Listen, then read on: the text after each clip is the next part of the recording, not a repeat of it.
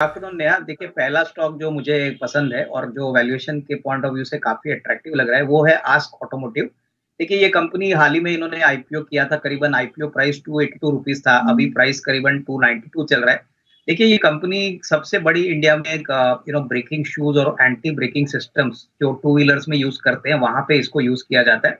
इनका जो क्लाइंटल है वो काफी इंप्रेसिव है। In fact TVS, Bajaj, hero motor, फिर सुजुकी जैसे काफी बड़े प्लेयर्स अभी इनके प्रोडक्ट्स यूज कर रहे हैं। प्लस इन्होंने इलेक्ट्रिक व्हीकल्स में भी अभी एंट्री की है, तो वहां पे भी बिजनेस उनको अच्छा मिल रहा है। सबसे बड़ी बात, टू व्हीलर सेक्टर में हमको लग रहा है कि काफी अच्छी तेजी देखने को मिली है, तो इसका बेनिफिट कंपनी को मिलेगा। पिछले साल करीबन 2,500 करोड़ के रेवेन्यू पे 126 करोड़ का रेवेन्यू इन्होंने रिकॉर्ड किया है। लेकिन अगर हम करंट ईयर की बात करें तो ऑलरेडी मैं समझता हूँ कि 125-130 करोड़ का मुनाफा 9 मंथ में इन्होंने कमाया।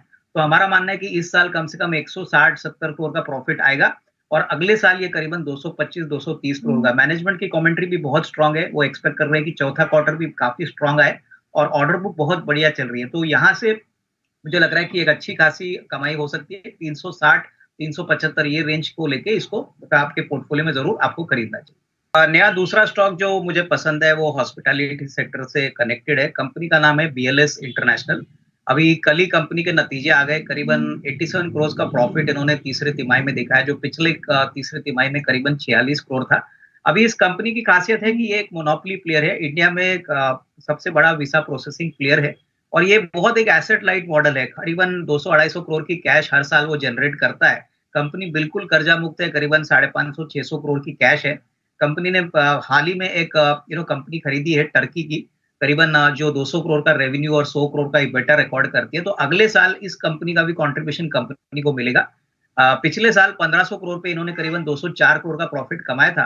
इस साल हमको लग रहा है कि कम से कम 320-325 करोड़ का प्रॉफिट आना चाहिए। और जिस प्रकार से तेजी हॉस्पिटैलिटी सेक्टर में हो रही है, प्लस जिस प्रकार का इनका ओवरऑल ग्रोथ है, मुझे लग रहा है आने वाले साल में भी अच्छी ग्रोथ आएगी। प्लस बीएलएस ई सर्विसेज जो अभी लिस्ट हुई थी, इसमें इनका 68% होल्डिंग है। तो ये भी एक थोड़ा सा एक री-रेटिंग ट्रिगर हो सकता है, क्योंकि वो भी अच्छी बिजनेस चल ही रही है। तो मुझे लग रहा है कि यहाँ से करीबन मुझे लगता है अच्छी खासी कमाई होने का चांस है। तो यहाँ पे डेफिनेटली आपके ये पोर्टफोलियो में होना चाहिए। मुझे लग रहा है अच्छे खासे रिटर्न यहाँ पे मिले। नया तीसरा स्टॉक जो है वो एक रेलवे इंफ्रा थीम पे डिपेंडेंट है और कंपनी का नाम है आईआरसीटीसी। देखिए कल कंपनी ने नतीजे डिक्लेयर किए। हालांकि मार्केट ने उसको इनलाइन कहा, लेकिन हमको लग रहा है कि काफी अच्छा परफॉर्मेंस आ गया। करीबन 300 करोड़ का प्रॉफिट दिसंबर क्वार्टर में आया है, जो पिछले दिसंबर में करीबन 250-55 करोड़ था। इस कंपनी की भी बात करें तो नया ये एक मोनोपोली बिजनेस है, प्लेटफॉर्म बिजनेस चलाती है। इंटरनेट बुकिंग जो उनका मेन बिजनेस ड्राइवर है, वो करीबन 50-60% के इबिटा मार्जिन पे काम करता है। और ये एक ऐसा स्टॉक है जो रेलवे से कनेक्टेड है, मास इंडिया से कनेक्टेड है। तो हमको लग रहा है कि कहीं ना कहीं इसमें डिमांड का कोई प्रॉब्लम होने वाला नहीं है।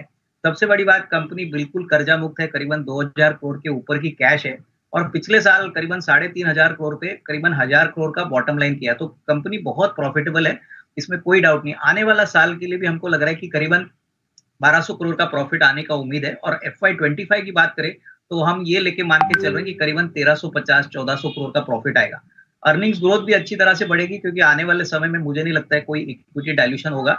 अर्निंग्स ग्रोथ बढ़ती है तो डेफिनेटली इसमें अगले एक साल के लिए हमको लग रहा है करीबन 1150 एक नियर टर्म का टारगेट आप लेके चल सकते हो। हालांकि लॉन्गर टर्म में और भी अच्छे रिटर्न आ सकते हैं, बट डेफिनेटली अगर 12 मंथ्स की बात करें तो 1150 का एक टारगेट प्राइस लेके यहाँ अपने पोर्टफोलियो में आईआरसीटीज को जरूर इंक्लूड करना चाहिए। नहीं, मेरे ख्याल से देखिए ये मार्केट में लॉन्ग टर्म के लिए अभी भी बहुत मौके हैं। जिन्होंने पहला खरीदा है, अगर उनको इनकी कंपनी अच्छी है, बिजनेस अच्छा है, प्रमोटर अच्छा है और सबसे बड़ी बात, अगर वो ऐसे निश मोनोपोली बिजनेस में या कोई अच्छे सेक्टर में पैसा लगाते हैं, तो मुझे लग रहा है कि उनको ये करेक्शन या वोलेटिलिटी से डरना नहीं है। देखिए इलेक्शन के पहले ये नॉर्मल है, इलेक्शंस के बाद वापस मार्केट में अच्छी रेटिंग आएगी। तो मेरे ख्याल से stay invested for the long term. देखिए शॉर्ट टर्म में हम कुछ प्रिडिक्ट बराबर नहीं कर सकते, लेकिन लॉन्गर टर्म में अगर आपकी कंपनी सही है, बिजनेस अच्छा है, तो डेफिनेटली इक्विटी मार्केट से आप अच्छा पैसा कमा सकते हो। लेकिन कन्विक्शन और पेशेंस, ये दोनों चीज आपको मोस्ट इंपॉर्टेंट है अगर आप इक्विटी इन्वेस्टमेंट करते हो।